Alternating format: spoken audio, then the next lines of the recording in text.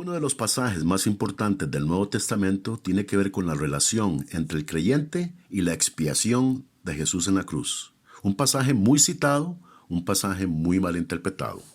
Pastores, evangelistas, maestros y demás han torcido este pasaje para enseñar que en la cruz Cristo no solo pagó por nuestros pecados, sino que también garantizó la salud física del creyente. El resultado de esta doctrina ha sido para muchos una piedra de tropiezo, pues al no experimentar la sanidad, quedan decepcionados y confusos. Nos parece insólito que para proteger su mala y pésima interpretación, estos maestros llegan hasta el colmo de acusar al creyente de no tener suficiente fe y hasta de tener pecados escondidos, cuando no reciben dicha garantía de sanidad física. Esto es precisamente lo que sucede cuando saltamos a conclusiones sin tomar en cuenta la importancia del contexto para la interpretación. Vamos a tomar estos pasajes que se han arrancado de las páginas de la Biblia y los vamos a volver a poner donde pertenecen. Y los vamos a leer en su contexto y vamos a dejar que ellos mismos nos iluminen. El texto más empleado por estos maestros se encuentra en Primera de Pedro, capítulo 2, verso 24. Y dice lo siguiente: quien llevó él mismo nuestros pecados en su cuerpo sobre el madero para que nosotros, estando muertos a los pecados, vivamos a la justicia, y por cuya herida fuisteis sanados. Un cuidadoso vistazo a esta escritura nos revela que el tema es de pecados. Lo que Cristo llevó en su cuerpo en el madero fueron nuestros pecados, para que nosotros estuviésemos, ¿qué? Muertos a los pecados. No hay mención alguna de enfermedades. Somos sanados de los pecados y no de ninguna enfermedad física. Es más, el próximo verso, que nunca es citado por estos señores, nos confirma que los pecados es el tema. Continuemos con el verso 25, y dice así: porque vosotros erais como ovejas descarriadas, pero ahora habéis vuelto al pastor y obispo de vuestras almas. Más claro no puede ser. Las ovejas están descarriadas, no enfermas. El tema es pecado. Y ahora que han vuelto al pastor, vemos el simbolismo de la redención bellamente explicado. El problema surge, claro, cuando estos maestros le asignan a la palabra sanar, el griego aiomai del verso 24, el significado exclusivo de sanidad física. Y es ahí donde se origina la confusión, puesto que aiomai no siempre significa sanidad física. Esto lo vemos muy bien ilustrado en Mateo 13:15, donde la misma palabra aiomai aparece. Veamos Mateo 13:15. Porque el corazón de este pueblo se ha engrosado, y con los oídos oyen pesadamente, y han cerrado sus ojos, para que no vean con los ojos, y oigan con los oídos, y con el corazón entiendan, y se conviertan, y yo los sane. Aiomai. El contexto aquí es rey. Aquí no caben ni prejuicios ni opiniones. En este verso, al igual que en 1 de Pedro 2:24, la palabra sanar, aiomai, no puede significar sanidad física, pues se habla de sanar el corazón y los ojos y oídos del entendimiento. No es de extrañar que hay muchas otras citas que nos hablan de sanidad que no son de naturaleza física, como por ejemplo en el Viejo Testamento, en el libro de Jeremías, donde en el capítulo 3, verso 22, nos habla de sanar nuestras rebeliones. El contexto de 1 de Pedro 2:24 es igual. Nos obliga a definir la sanidad como de carácter espiritual, pues se viene hablando de pecados y no enfermedades. Ahora, sabemos de antemano que muchos se van a cuestionar nuestros motivos. Por lo tanto, déjeme aclarar lo que no estamos diciendo. Primeramente, no estamos diciendo que Dios no puede sanar a quien quiera, cuando quiera, como quiera y donde quiera.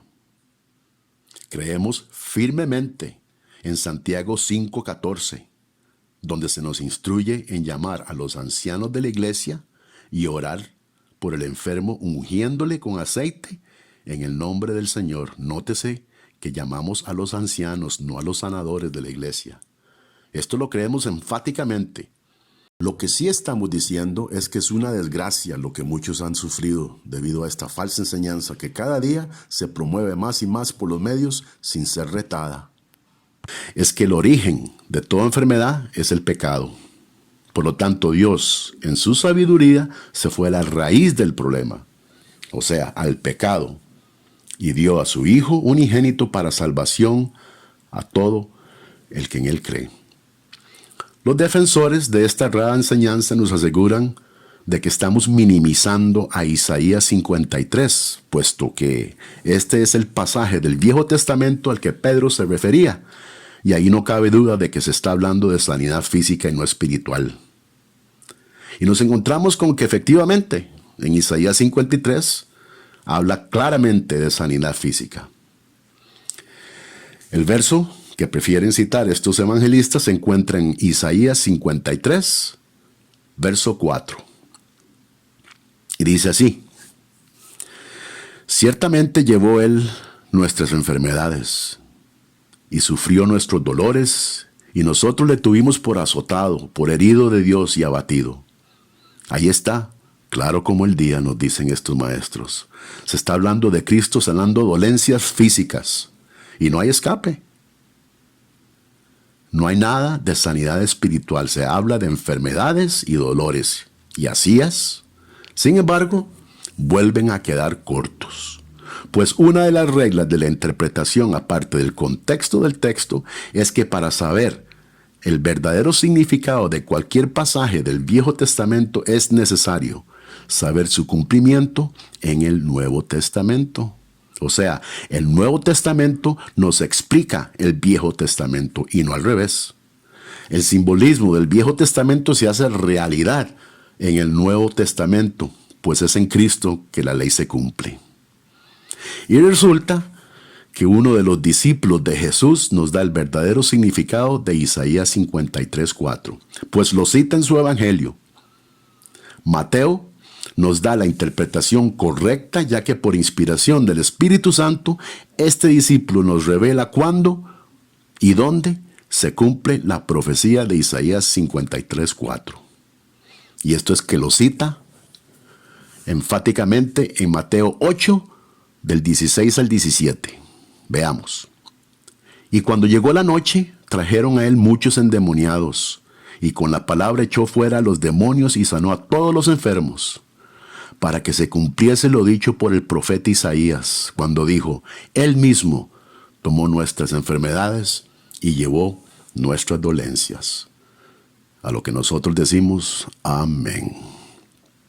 Nótese de inmediato que Mateo nos revela que Isaías 53:4 se está cumpliendo ahí mismo, en el ministerio de Cristo en su pueblo. Cristo, llevando nuestras enfermedades y dolencias, se cumplía ahí, en ese momento del ministerio del Mesías, nos dice Mateo, y no en la cruz, a como nos aseguran ciertos maestros. O sea que en un solo versículo Mateo derriba la teoría de que la sanidad física es garantizada en la cruz. La sanidad es un beneficio de la expiación en el Calvario y no una garantía. Nuestra única y final garantía de la cruz es nuestra redención, el perdón de nuestros pecados. Imagínense que ni el mismo Pablo experimentó sanidad siempre. En 2 de Corintios, capítulo 12, verso 8 al 9, Pablo se queja de lo que le llama a él un aguijón en mi carne, un claro designio de algún malestar físico que le causaba gran molestia. Nos cuenta Pablo que rogó al Señor 3 veces para que lo sanara, mas Dios le respondió: bástate mi gracia, porque mi poder se perfecciona en la debilidad. Traducción: Dios le dijo no. ¿Qué decimos? ¿Que Pablo no tuvo suficiente fe? ¿O que tenía pecados escondidos? ¿Y que por eso se le negó la sanidad? Absurdo. En 2 Timoteo 4:20 tenemos otro ejemplo de un discípulo de Pablo llamado Trófimo, al cual evidentemente Pablo no sanó, pues lo dejó enfermo en Mileto. Juan 16:33 nos asegura que en el mundo tendréis aflicción. No nos salvamos los cristianos de esto, es una garantía, vamos a tener aflicción. Creemos enfáticamente en la sanidad divina y negamos literalmente la falsa doctrina que nos la garantiza como parte de la expiación en el Calvario. No encontramos evidencia de ella alguna en el Viejo Testamento o en el Nuevo Testamento. Yo soy Eric Aguilar para Logos y Ética, Evidencias y Razones. Suscríbase a nuestro canal y sea parte de nuestro proyecto para incitar al diálogo, discusión y polémica.